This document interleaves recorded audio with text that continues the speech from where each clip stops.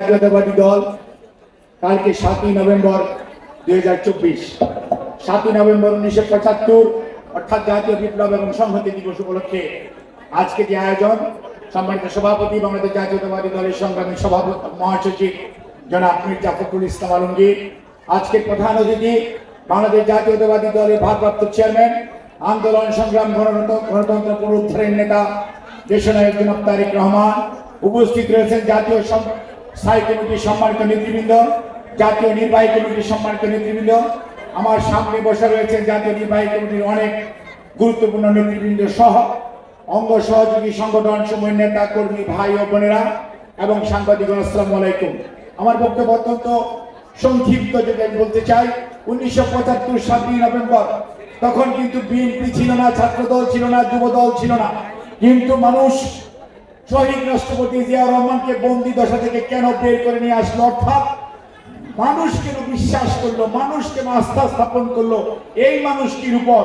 কারণ ওই সময় দিগ্ভ্রান্ত মানুষ ছিল। 1971 স্বাধীনতা ঘোষণা করার তাদের কথা ছিল, তারা আত্মসমর্পণ করেছে, পালিয়ে গেছে, ঘোষণা করেছে তৎকালীন মেজর জিয়া, পরবর্তীতে আমাদের বিএনপির প্রতিষ্ঠাতা শহীদ রাষ্ট্রপতি জিয়াউর রহমান বিরুদ্ধ।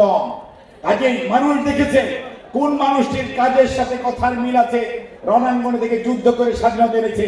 একইভাবে মানুষ মনে করেছে যখন দেশের সার্বভৌমত্ব বিপন্ন, 3রা নভেম্বরের কুর মাধ্যমে দেশের স্বাধীনতা যখন বিকিয়ে দেওয়ার ষড়যন্ত্র চলছে, মানুষ তখন মনে করেছে যার উপর আস্থা রাখা যায় তিনি হচ্ছেন মেজর জেনারেল জিয়াউর রহমান। উনাকে বন্দি দশা থেকে এনে যে গণ ঐক্য, সিপাহী এবং সাধারণ মানুষের যে কথাটি আমি বললাম, ছাত্রদল যুবদল শিক্ষা নিতে হবে। এই 2024 আজকে দেশের বিরুদ্ধে ষড়যন্ত্র চলছে, গণতন্ত্রকে হরণ করা হয়েছিল। আজকে যারা পালিয়ে গেছে দেশের বাইরে থেকে এবং ভিতর থেকে ষড়যন্ত্র আছে।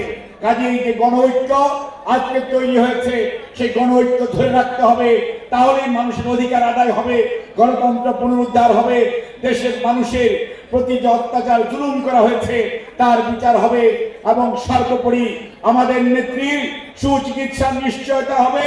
আমাদের নেতা দেশনায়ক জনাব তারেক রহমানের স্বদেশ প্রত্যাবর্তন সুনিশ্চিত হবে।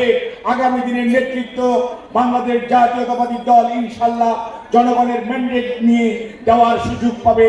আপনাদের সবাইকে ধন্যবাদ। আল্লাহ হাফেজ।